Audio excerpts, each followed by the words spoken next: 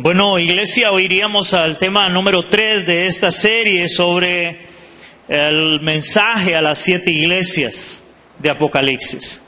El mensaje de hoy es el mensaje o el título, el mensaje a la iglesia de Esmirna.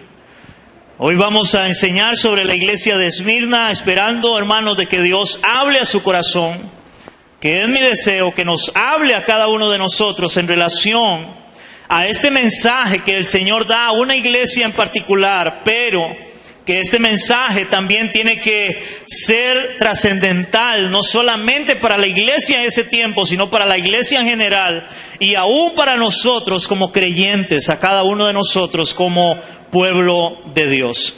Hoy vamos a ver Apocalipsis capítulo 2, versos del 8 al 11.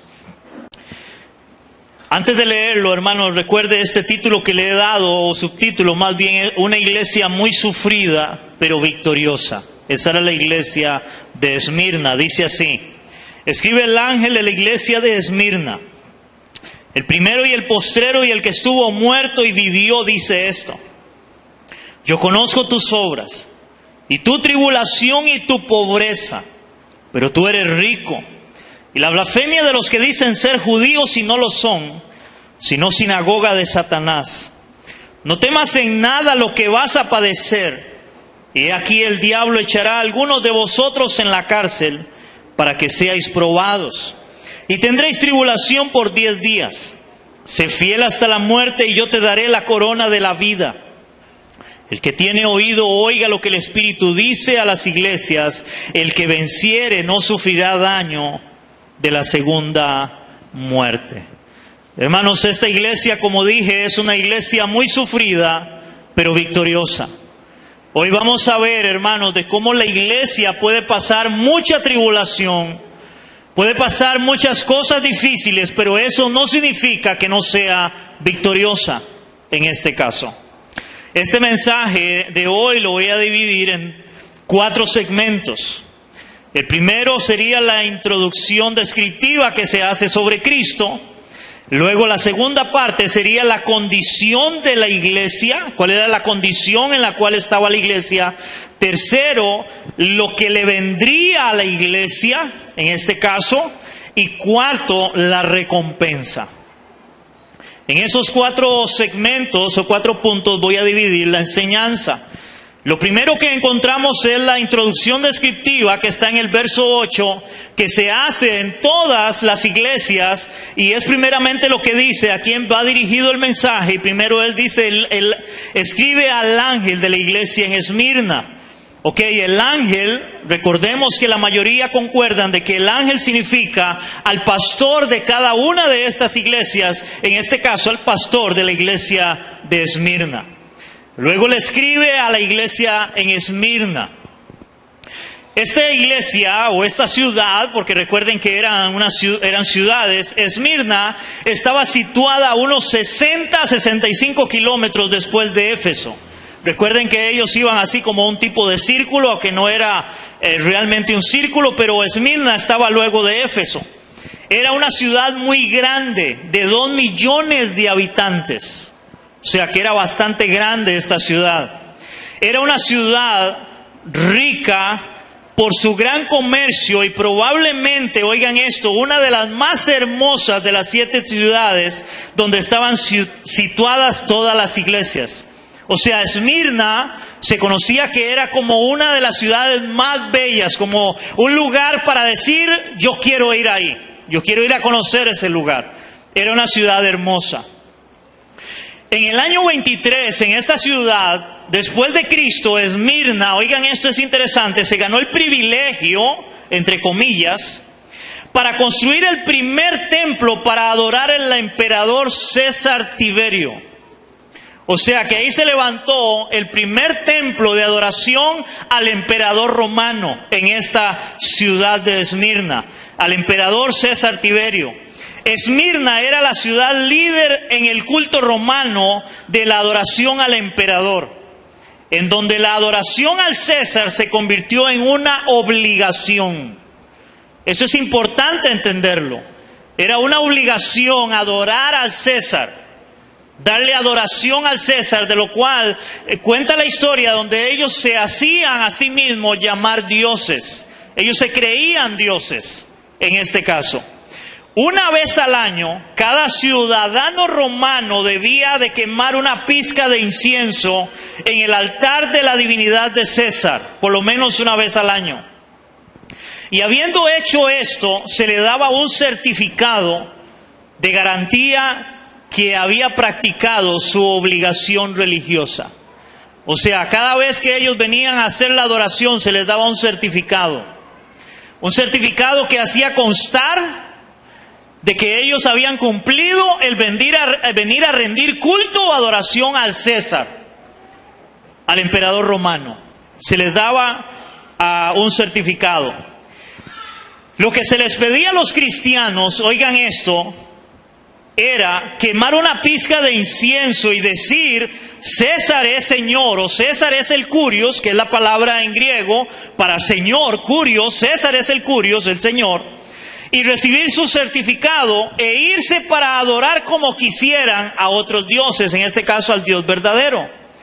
Pero esto era precisamente lo que los cristianos no harían en esta ciudad. Ellos no irían a rendir este culto, a rendir esta adoración. Para ellos hacerlo, o al ellos hacerlo más bien, ellos se les daba un certificado y eso los libraba a ellos para quedar exentos y ahora podían ir a adorar al Señor sin ningún problema. Pero primero rindan adoración a César. Pero la mayoría de cristianos, los verdaderos cristianos, estos no lo harían en este caso. ¿Por qué es importante entender esto? Porque este contexto nos ayuda a entender lo que el Señor le habla a esta iglesia de Esmirna. ¿A quién envía el mensaje? Bueno, en el primer versículo encontramos donde dice: el primero y el postrero y el que estuvo muerto y vivió, dice esto. Eso lo dice en el versículo 8. El primero y el postrero, el que estuvo muerto y vivió, dice esto. Esta es la descripción que hace el apóstol Juan de Jesucristo en el capítulo 1, versos 17 y 18. Vamos a ver versos 17 y 18, donde ahí es la descripción que hace Juan cuando él tiene la visión del Hijo de Dios. Dice así: cuando le vi, caí como muerto a sus pies, y él puso su diestra sobre mí diciéndome: no temas, yo soy el primero y el último, y el que vivo y estuve muerto, mas he aquí que vivo por los siglos de los siglos. Amén. Él es el primero y el postrero, el que estuvo muerto y vivió, dice esto. En este caso el Señor Jesucristo.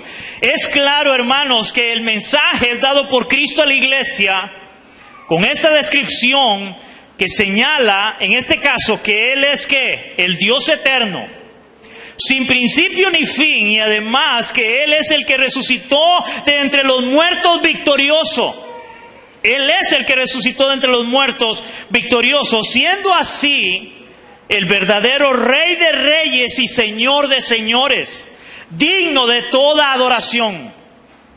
Con esta descripción es lo que Él está reflejándole a la iglesia.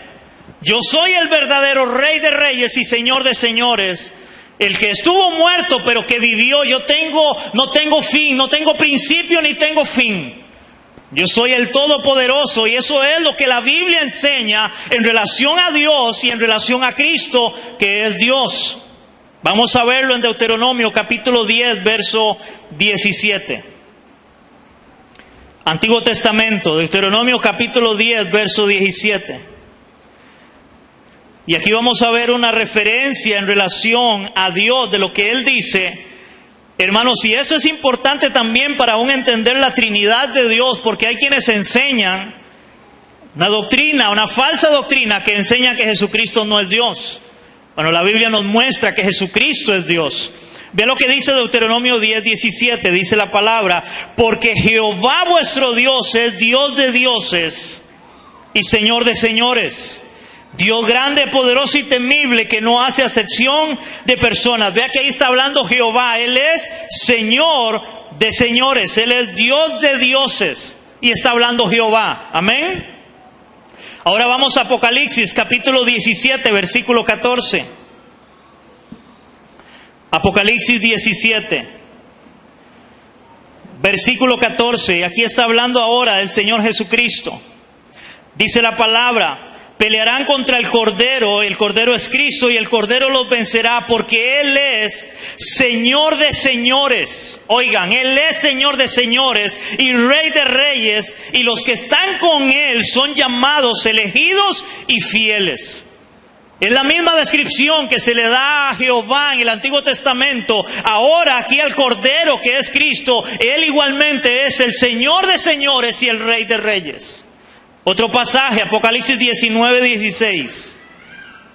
Dice Apocalipsis 19, 16, hablando de la venida de Cristo, dice: y en su vestidura y en su muslo tiene escrito este nombre: Rey de reyes y Señor de señores. Él es el Rey de reyes y Señor de señores.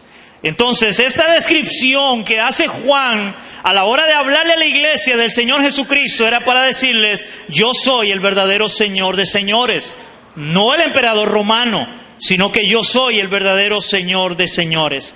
De ahí, hermanos, que no podemos adorar a nadie más que no sea el Señor Jesucristo. Ahora, el segundo punto es la condición de la iglesia, que está en el verso 9 del capítulo 2 de Esmirna. La condición de la iglesia. En la condición de la iglesia el Señor le dice: yo conozco tus obras. En otras palabras, Él sabe lo que sucede con la iglesia, y no solamente con la iglesia, sino con cada creyente. Él sabe absolutamente todo, Él es omnisciente, Él todo lo sabe. Ese es nuestro Dios. Vea lo que dice en relación a que Él sabe todo, Él ve todo. Ve lo que dice el Salmo 11:4. Salmo 11:4. A la mitad de su Biblia está el libro de Salmos. Y en el capítulo 11, versículo 4 dice la palabra: Jehová está en su santo templo. Jehová tiene en el cielo su trono, y sus ojos ven, y sus párpados examinan a los hijos de los hombres. Sus ojos ven, y sus párpados examinan a los hijos de los hombres. Él está en su trono, hermanos, Él ve todo. A Dios no se le escapa nada, y eso es muy importante que la iglesia lo entienda en medio de todo lo que estemos viviendo, estemos pasando. Y es lo que el Señor le dice a esta iglesia: yo conozco tus obras. Ahora, ¿cuáles eran las obras? ¿Cuál era la situación de esta iglesia de Esmirna? Oigan esto: yo conozco tu tribulación y tu pobreza. Hermanos, estas dos palabras son increíbles en el griego original. La palabra tribulación, que es dilipsis, esta palabra significa aflicción, angustia y persecución. O sea, el Señor les estaba diciendo a ellos: yo conozco tu aflicción, tu sufrimiento, tu angustia, tu persecución. Yo la conozco, iglesia. Yo sé lo que ustedes están pasando. Yo conozco eso. Pero además de eso, Él les dice: yo conozco, en este caso, tu tribulación, pero también tu pobreza. Esta palabra pobreza, hermanos, en el griego la palabra es togeia, y esta palabra significa miseria. Oigan, significa mendigo, significa necesitado, significa pobreza extrema. O sea que esta iglesia, al cual el Señor conocía muy bien, ellos estaban siendo perseguidos, estaban pasando una gran tribulación, y además de eso eran muy, pero muy pobres. No eran pobres, eran muy, muy pobres. Era esta iglesia. Era una iglesia muy atribulada.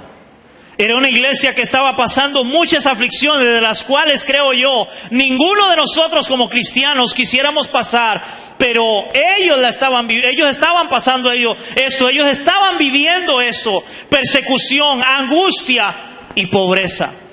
Pero la pobreza que ellos vivían era pobreza extrema.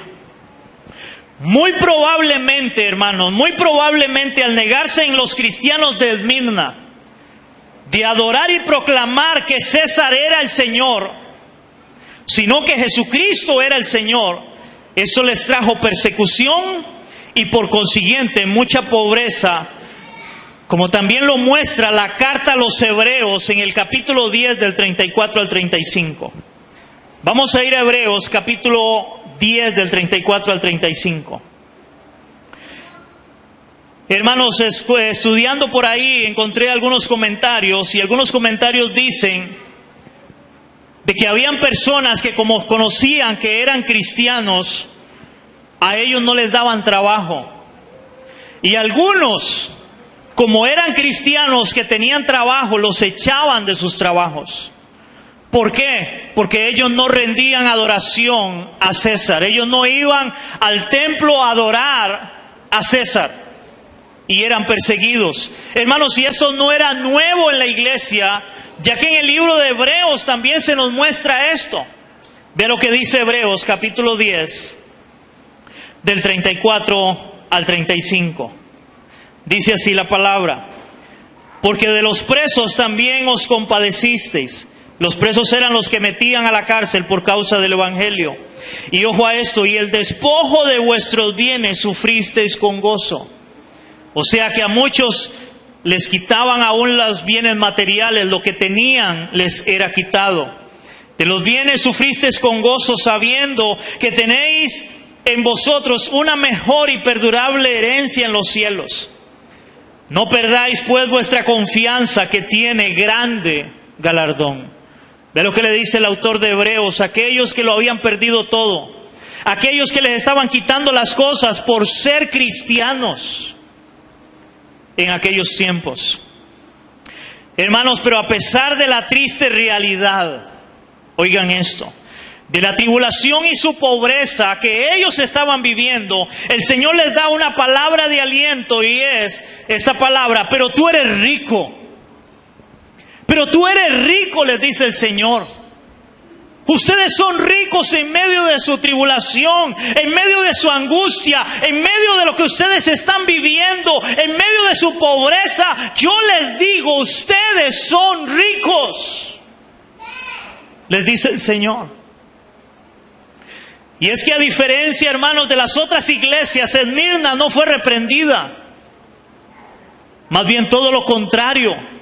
El Señor los alienta con esta palabra en medio de lo que ellos estaban viviendo. Y es: pero tú eres rico. Ya que la verdadera riqueza de ellos estaba por su fe en Cristo.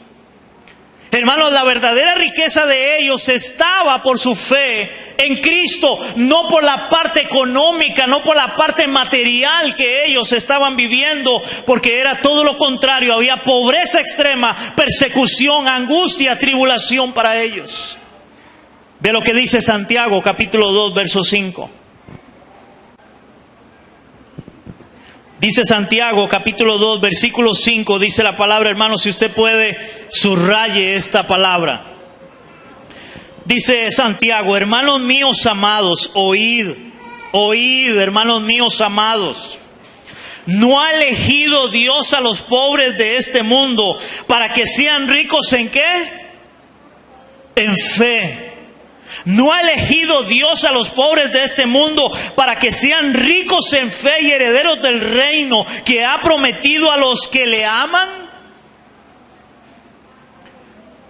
Santiago dice de que la verdadera riqueza de un cristiano está en su fe. Dios eligió a los pobres de este mundo para que sean ricos, pero ricos en fe.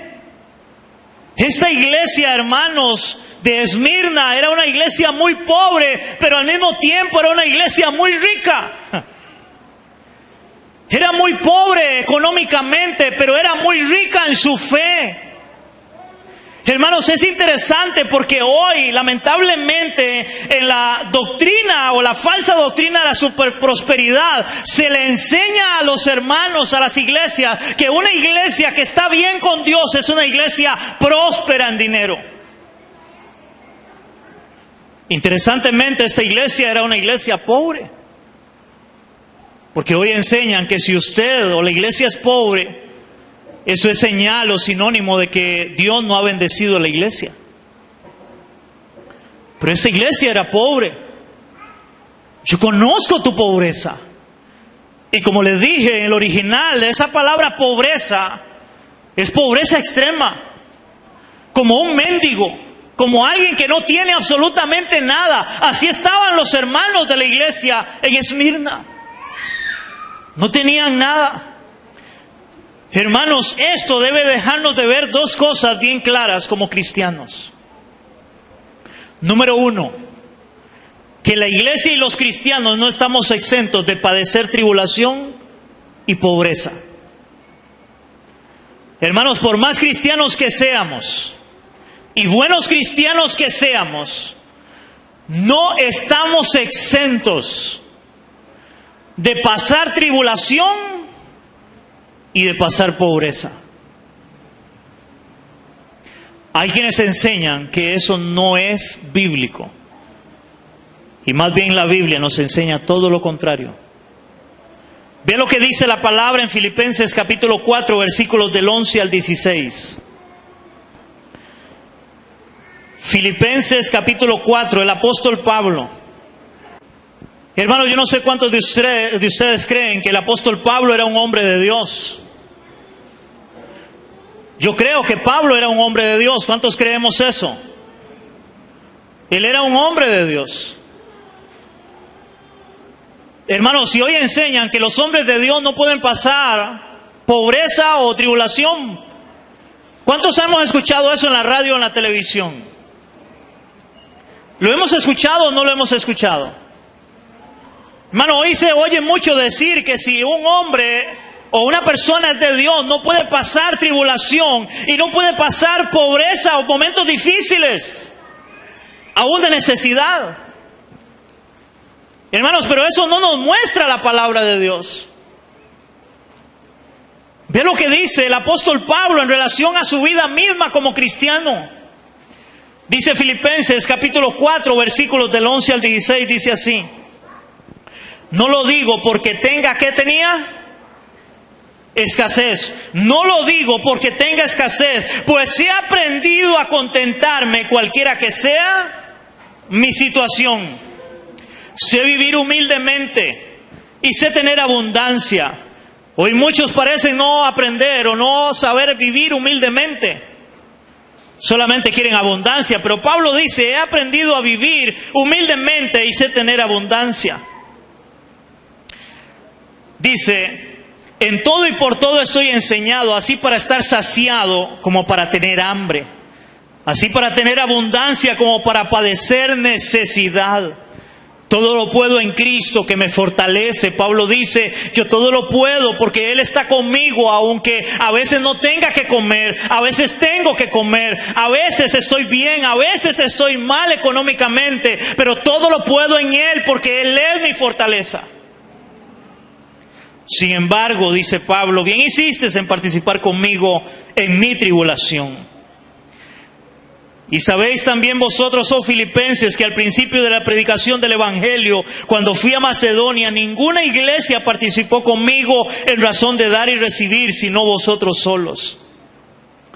Pues aún a Tesalónica, oigan esto, me enviasteis una y otra vez para mis necesidades.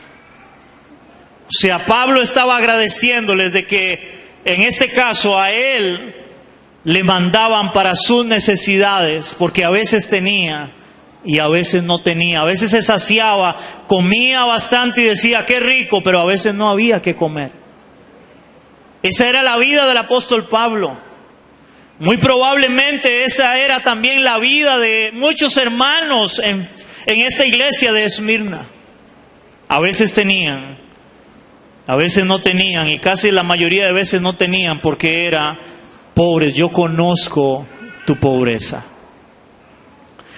Lo segundo que debe dejarnos claro eso que el Señor le habla a esta iglesia es que la verdadera riqueza del cristiano no está en las comodidades o bienes materiales de este mundo, sino en una fe verdadera en Cristo. Vuelvo a leer esto, hermanos. La verdadera riqueza del cristiano no está en las comodidades o bienes materiales de este mundo, sino en una fe verdadera en Cristo. Así como lo vemos en la palabra, ve lo que dice 1 de Timoteo 6, del 6 al 10. Ahí de Filipenses para adelante usted le llega. Primera de Timoteo, capítulo 6. Del 6 al 10, vea lo que le dice Pablo a Timoteo. Pablo, que había aprendido a contentarse cualquiera que fuera su situación. Dice Primera de Timoteo 6, del 6 al 10, dice así: pero gran ganancia es la piedad. Entiéndase en piedad una vida que agrada a Dios. Gran ganancia es la piedad acompañada de contentamiento. Porque nada hemos traído a este mundo y sin duda nada podremos sacar. ¿Qué podemos sacar? ¿Y qué hemos traído? Nada. Así que teniendo sustento y abrigo, o sea, teniendo, hermanos, que comer diariamente, teniendo abrigo, estemos contentos con esto. Porque los que quieren enriquecerse caen en tentación y lazo, y en muchas codicias necias y dañosas que hunden a los hombres en destrucción y perdición. Porque raíz de todos los males es el amor al dinero, hermanos. No es el dinero, es el amor al dinero. Raíz de todos los males es el amor del dinero, el cual codiciando algunos se extraviaron de la fe y fueron traspasados de muchos dolores. La vida cristiana, hermanos, no consiste o no depende de los bienes materiales. Hoy lamentablemente hay un falso evangelio dentro de la iglesia que se está predicando y enseñando, donde se le dice a la iglesia que la iglesia debe ser próspera, debe ser rica, que debe prosperar, que esa es la bendición de Dios. Pero esta iglesia era todo lo contrario. Luego vamos a ver a otra iglesia más adelante donde ellos decían: nosotros somos ricos. Nosotros no tenemos necesidad de nada. Vamos a verlo más adelante en la serie, a otra iglesia que el Señor le habla. Pero esta iglesia que dice ser rica y tener mucha prosperidad y no tener necesidad de nada, el Señor les dice: pero yo les digo, ustedes son pobres. Todo lo contrario. Aquellos que eran pobres, el Señor les dice: ustedes son ricos. Aquellos que eran ricos económicamente y no tenían necesidad de nada, el Señor les dice: pero ustedes son pobres. Hermanos, yo creo que lo que Dios dice es verdad. Y la verdadera condición es la que Dios dice en la cual estamos, no en la que yo creo estar. La condición en la cual ellos creían estar era esa que estaban viviendo, de persecución, de tribulación, de pobreza. Pero el Señor les dice: ustedes son ricos. Yo les digo, ustedes son ricos. Eso debe hacernos quedar bien claro, hermanos, en esas dos cosas: que la iglesia y los cristianos no estamos exentos de padecer tribulación y pobreza. Y segundo, que la verdadera riqueza del cristiano no está en las comodidades o bienes materiales de este mundo, sino en una fe verdadera en Cristo. El Señor le dice: yo conozco tus obras, conozco la blasfemia de los que dicen ser judíos. Otra vez volvemos al capítulo 2. La blasfemia de los que dicen ser judíos y no lo son, sino sinagoga de Satanás. La sinagoga, hermanos, era un lugar, como decir esto, lo que hoy llamamos una iglesia. Porque recuerden, hermanos, que en un momento el templo es destruido, el templo donde ellos adoraban, aquel templo que había construido Salomón, es destruido, se vuelve a reedificar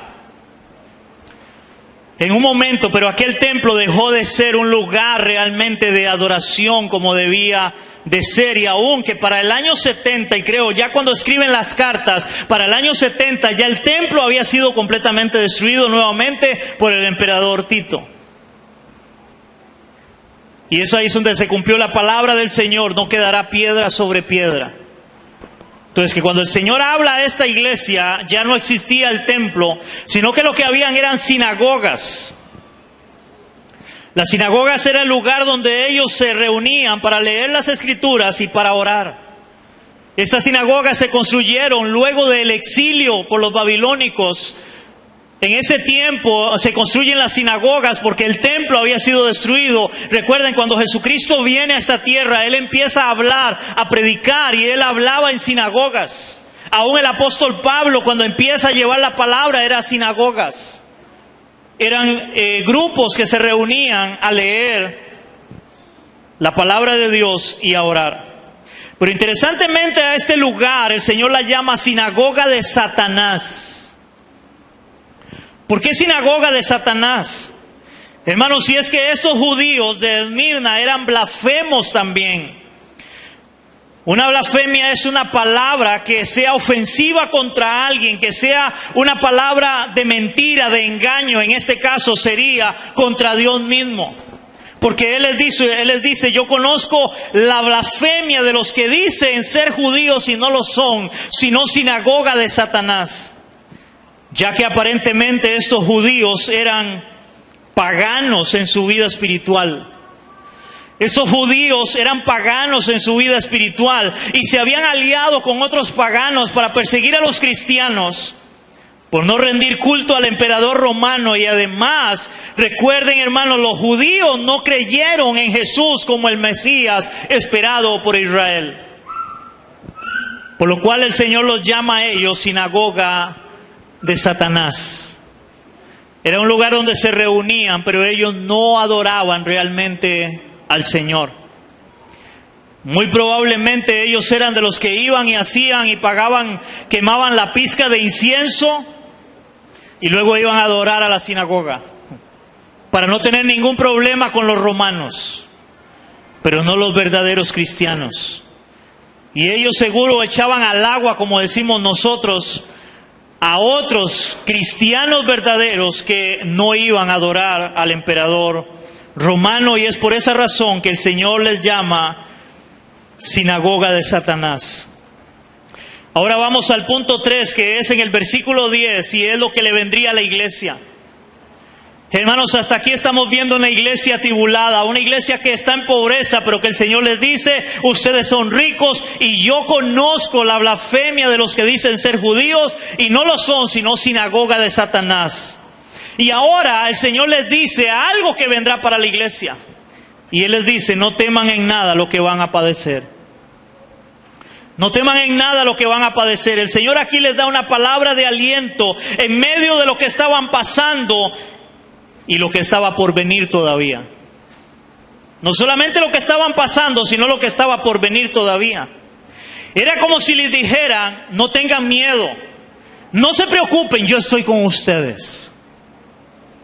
No tengan miedo, no se preocupen, yo estoy con ustedes. Esa es la misma promesa que da el Señor en Mateo 28:20, no la busque, donde el Señor da la promesa, yo estoy con vosotros todos los días hasta el fin del tiempo. Una promesa, hermanos, que hoy la iglesia parece habérsele olvidado. Hermanos, cuando pasamos tribulación, cuando pasamos problemas, hermanos, no, lo primero que viene es desánimo y creemos que Dios nos ha abandonado. Pues el Señor les dice a ellos, no teman en nada lo que van a padecer. Confíen, yo estoy con ustedes. Esa debe ser la confianza que debemos de tener como cristianos. Y el Señor les dice qué es lo que van a padecer. El diablo echará a algunos de ustedes a la cárcel para que sean probados. Ya estaban siendo perseguidos, tenían pobreza. Y ahora, además de eso, los iban a empezar a meter a la cárcel por causa de Cristo y del Evangelio. Al parecer la tribulación se pondría más difícil aún todavía para ellos. Más difícil se pondría. Al punto que muchos serían encarcelados y esto pondría a prueba su fe en Cristo. Eso iba a poner a prueba la fe de ellos, si realmente estaban o no estaban confiando en el Señor. Y por eso Él les dice, no temas en nada lo que vas a padecer. Te van a echar a la cárcel, algunos de ustedes van a ir a la cárcel. Pero no tengan miedo, eso no es problema. Van a ser probados en eso, en su fe. Esa tribulación que ellos iban a pasar, dice que sería por 10 días. Para estos 10 días hay dos aparentes significados que algunos creen. Uno sería que sería por un tiempo corto, no por un largo tiempo, los 10 días.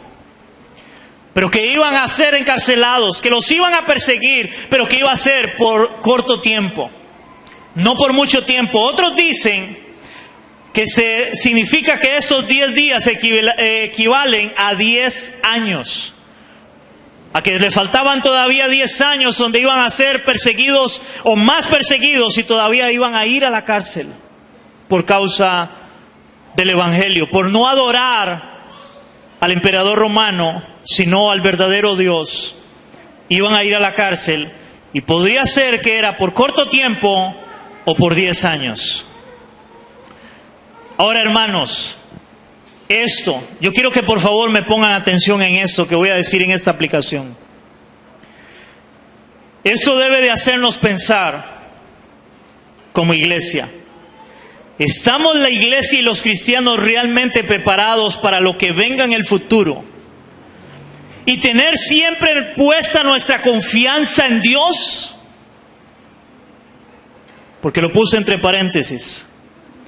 La pandemia, con 1 año y medio, hizo que muchos claudicaran de su fe.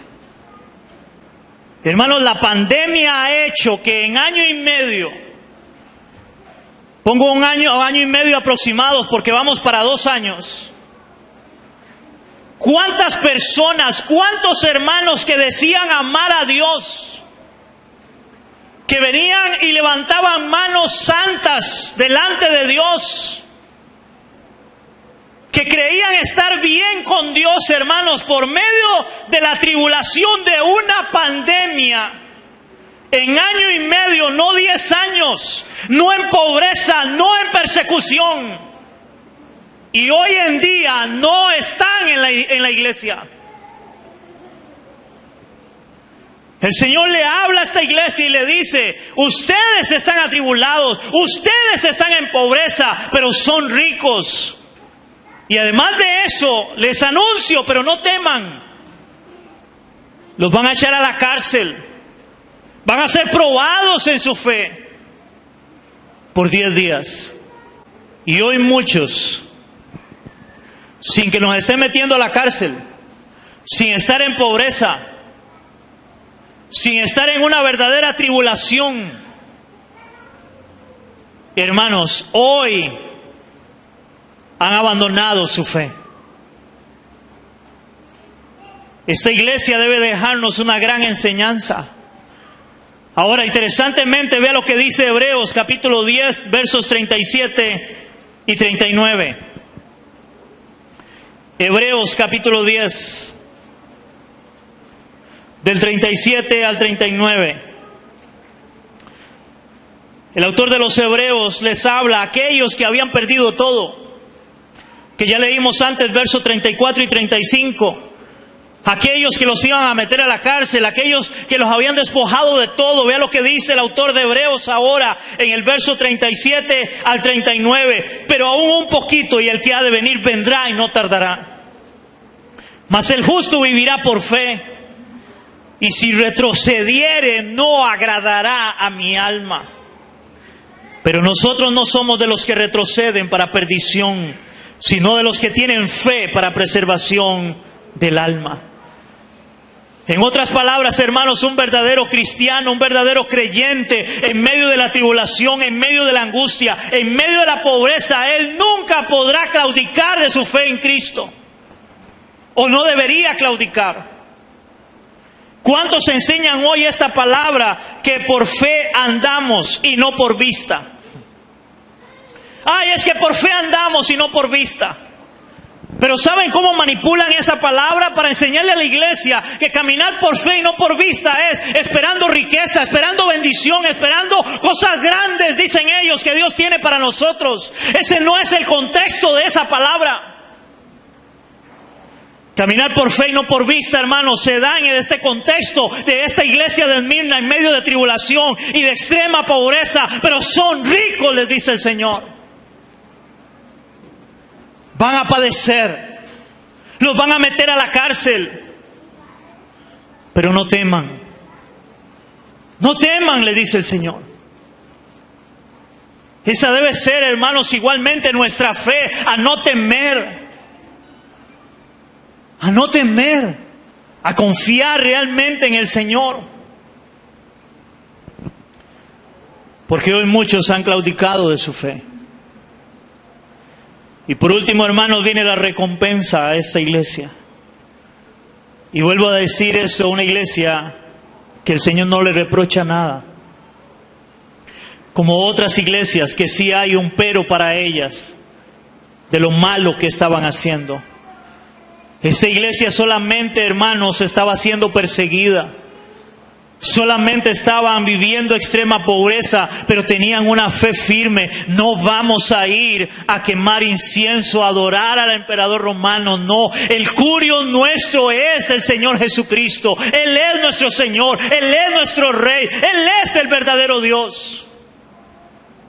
Esa era la actitud de aquellos cristianos y por eso iban a ir a la cárcel. El Señor les da una recompensa que empieza desde el capítulo 10, la sección B, la segunda parte del capítulo 10 hasta el capítulo 11. Pero yo quiero iniciar, hermanos, con esto que habla casi al final. El que tiene oídos, oiga lo que el Espíritu dice a las iglesias. Y nótese otra vez la palabra iglesias en plural, aunque Él está hablando a solo una iglesia. Porque este mensaje, hermanos, tiene que ver para todas las iglesias de todos los tiempos y para nosotros hoy como creyentes. Y si usted tiene oídos, oiga lo que Dios está hablando. Si usted tiene oídos, hermano, y Dios te ha dado el oír, escuche este mensaje que se le da a esta iglesia, de lo que hemos estado hablando. Porque si hay algo que tenemos que estar, hermanos, es atentos a lo que Dios nos habla en su palabra. Atentos a lo que Dios nos habla en su palabra. ¿Cuál era la recompensa para ellos? Sé fiel hasta la muerte y yo te daré la corona de vida. Sé fiel hasta la muerte y yo te daré la corona de vida. Sé fiel hasta la muerte. Hasta ahí tenemos que ser fieles con nuestro Señor Jesucristo. Hasta la muerte. Sé fiel hasta la muerte. Para aquellos que se mantuvieran fieles a pesar de la tribulación y aún hasta su propia muerte, el Señor les promete una corona de vida. Hermanos, esto es interesante y es que en aquel tiempo a los ganadores en una competencia no se les daba una medalla como en nuestros días. Hoy cuando alguien va a una competencia y gana, se le da un premio y se le da una medalla. En aquel tiempo cuando alguien era victorioso, cuando alguien ganaba una competencia, se le daba una corona. Pero era una corona de hojas. Yo no sé cuántos han visto eso en películas viejas, más que todo en lo que tiene que ver con mitología griega, donde se le ponen hojas aquí alrededor como una corona. A ellos se les daba una corona como premio a aquellos que habían vencido, a aquellos que habían llegado al final de la carrera. Pero aquí el Señor les promete una corona de vida. Y es que eso es lo que nos promete el Señor a nosotros como cristianos. Aquellos que seamos fieles hasta la muerte, hermanos, hasta que muramos y Cristo no ha venido, eso es lo que Él promete. Vamos a verlo en varias citas bíblicas. Vean 2 de Timoteo 4, del 7 al 8. Dice la palabra en 2 de Timoteo 4, del 7 al 8, dice el apóstol Pablo, he peleado la buena batalla. Cuando Pablo escribe esta carta, él sabía que ya iba a morir, estaban los días próximos a morir. Y ve lo que escribe Pablo, he peleado la buena batalla, he acabado la carrera, he guardado la fe. Oiga, he acabado la carrera, he guardado la fe. Por lo demás me está guardada la corona de justicia, la cual me dará el Señor, juez justo, en aquel día. Y no solo a mí, dice Pablo, sino también a todos los que aman su venida. Wow. Pablo dice, yo estoy ya próximo a morir. Ya él lo habían sentenciado por causa del Evangelio, por causa de Cristo. Estoy próximo a morir, pero he peleado la batalla y he acabado la carrera, dice Pablo. Ya voy a morir, ya llegué hasta el final. y me está esperando una corona de vida que Dios me ha prometido.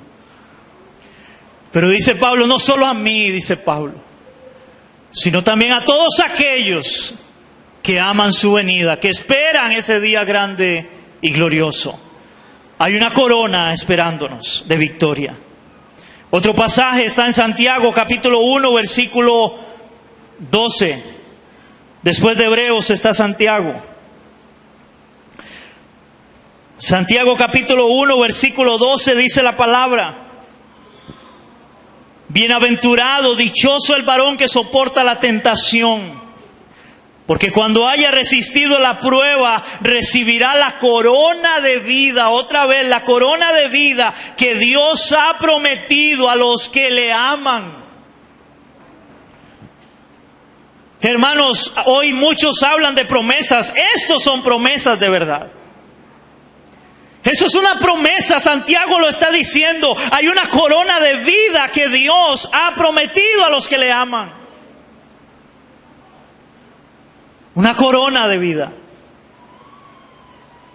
Aquellos que lleguemos triunfantes al final de la carrera, habiendo confiado en Cristo, habiendo creído en Él, en medio de lo que pasemos en esta vida, se nos dará una corona de vida a los que acabemos la carrera. Otro pasaje está en 1 de Pedro 5:14. Ahí de Santiago para adelante sigue 1 de Pedro, capítulo 5, versículo 4. 1 de Pedro 5:4 dice así. Dice el apóstol Pedro: y cuando aparezca el príncipe de los pastores, que es nuestro Señor Jesucristo, vosotros recibiréis la corona incorruptible de gloria.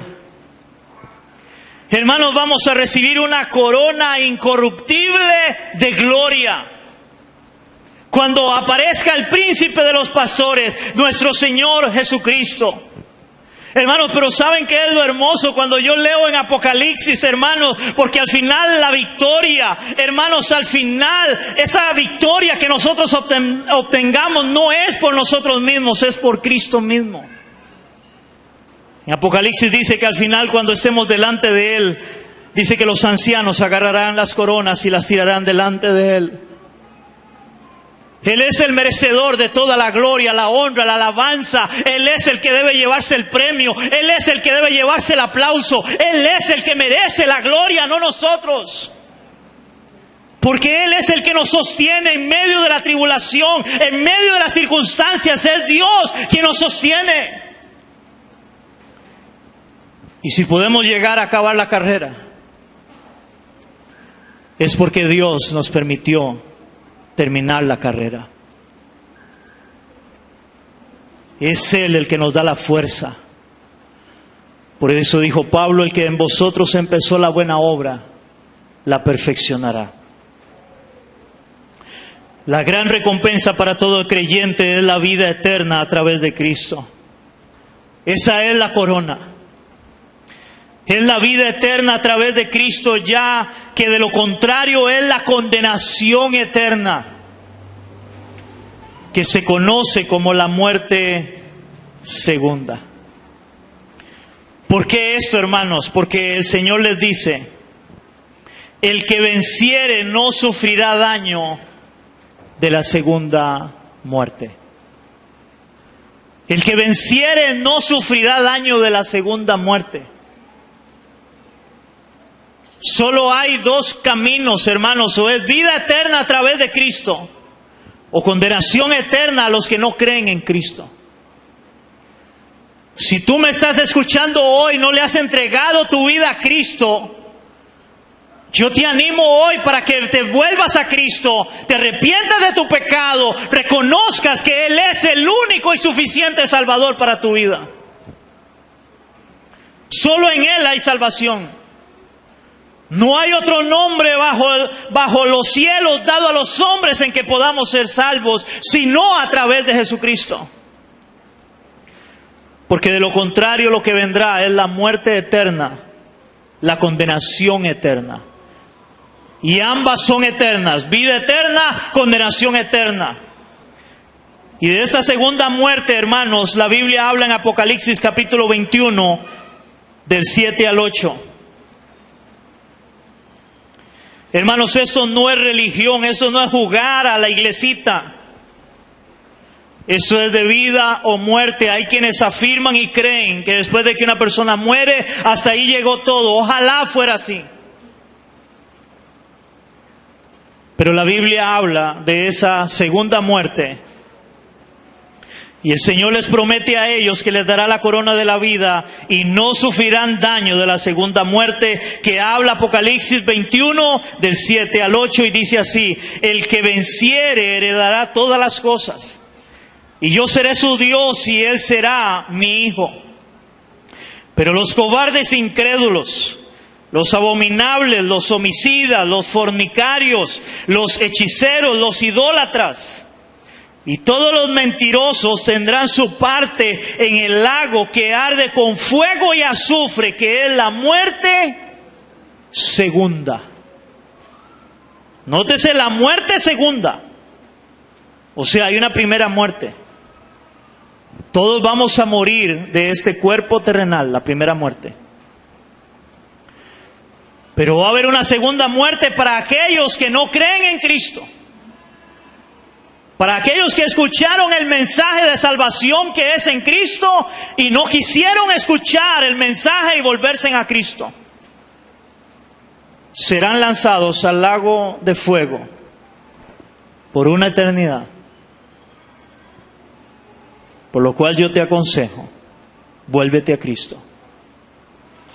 Vuélvete a Cristo. Hoy es el día de volverse a Cristo. Con eso termino, iglesia. Recuerda, iglesia, no importa la tribulación que estés pasando o que vayas a pasar inclusive.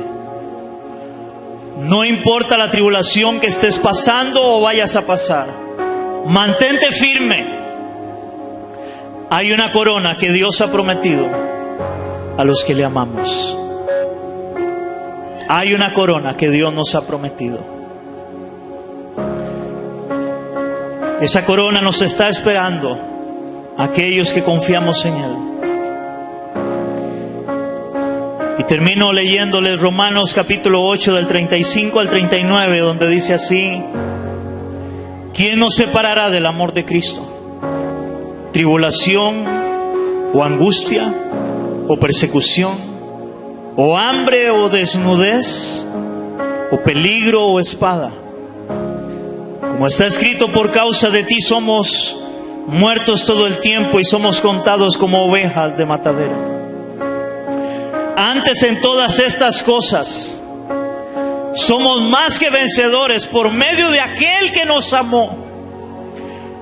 Por lo cual estoy seguro, dice Pablo, que ni la muerte, ni la vida, ni ángeles, ni principados, ni potestades, ni lo presente, ni lo porvenir, ni lo alto, ni lo profundo, ni ninguna otra cosa creada nos podrá separar del amor de Dios que es en Cristo Jesús, Señor nuestro.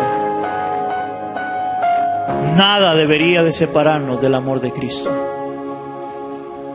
No importa lo que estemos pasando o viviendo, y no importa lo que venga. Señor, te damos gracias en esta hora por ese mensaje, Señor, que tú has dado hoy a la iglesia por medio de la iglesia de Esmirna. Una iglesia muy sufrida, pero victoriosa, Señor. Hoy a nosotros igualmente a veces pasamos tribulación, pasamos cosas duras, Señor, pero debemos de tener una fe firme, constante y sólida. Como dice la palabra de aquellos que fundamentan su casa sobre la roca, que cuando venga el río, cuando vengan los vientos, cuando golpeen contra aquella casa, dice, seguirá firme aquella casa. Así era esta iglesia de Esmirna. En medio de todo, Señor, lo que estaban viviendo y aún de la persecución más que vendría sobre ellos porque serían echados a la cárcel.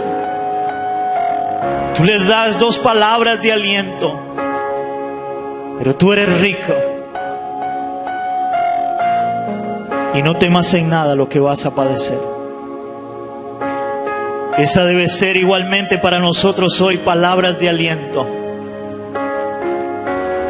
Y que somos ricos por nuestra fe en Cristo, por haber creído en ti.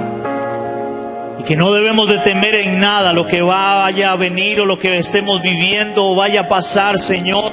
Aunque vengan no sé cuántas pandemias, nada podrá separarnos del amor de Cristo. Esa debe ser nuestra convicción, sabiendo, Señor, que hay una corona de vida preparada allá en los cielos para los que te amamos, Señor. Y poder llegar y decir, como dijo Pablo: he peleado la batalla, he acabado la carrera, y me está esperando la corona de gloria. El Señor me tiene preparada, pero no solo a mí, sino a todos aquellos que esperan su venida. Padre, te damos gracias, Señor, y manténnos firmes en nuestra fe. Esto te lo pedimos en el nombre de Jesús. Amén y amén. ¿Cuánto le damos un aplauso a nuestro Dios?